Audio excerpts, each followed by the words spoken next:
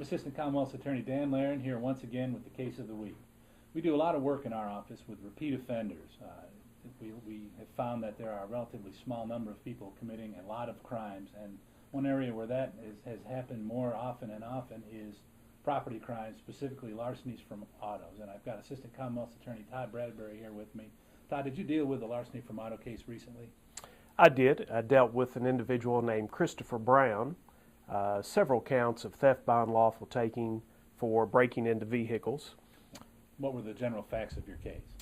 Mr. Brown liked to target vehicles mainly at movie theater parking lots, out at the mall, at the Cinemark movie theater at the mall, also at Lexington Green at the movie theater there, as well as other stores at the mall, the parking lots, including nearby stores. The Men's Warehouse was one of them. He would look for cars that had any valuable items in the vehicle, mainly purses.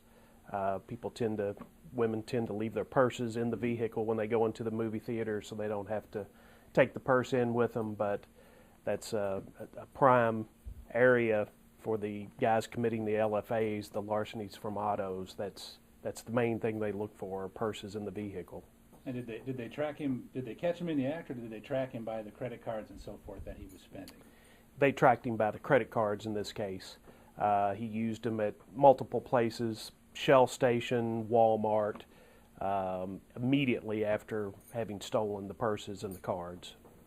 And when he was interviewed, did he make any statements about these offenses or about his history with this type of crime? He did. He has a long history of committing these types of crimes.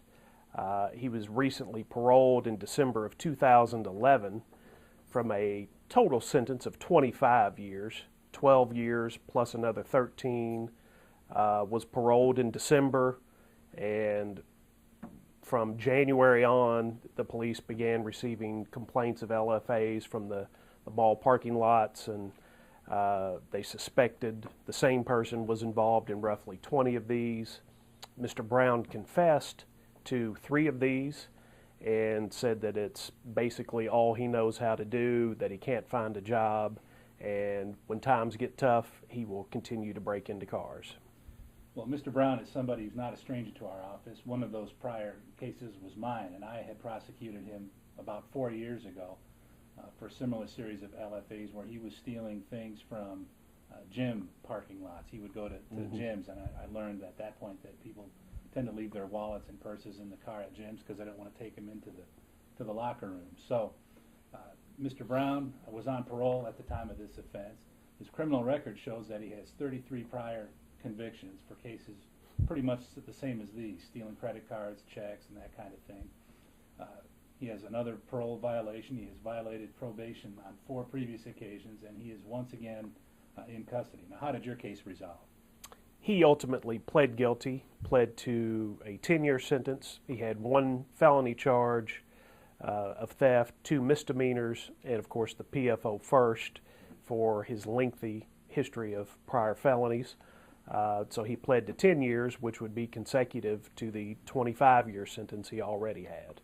Well, I looked him up on the corrections website this morning. They haven't calculated his parole eligibility yet, but he has something like 12 years left on his prior sentence before they start looking at this 10-year sentence. He will be eligible for parole in 20% once again of this sentence.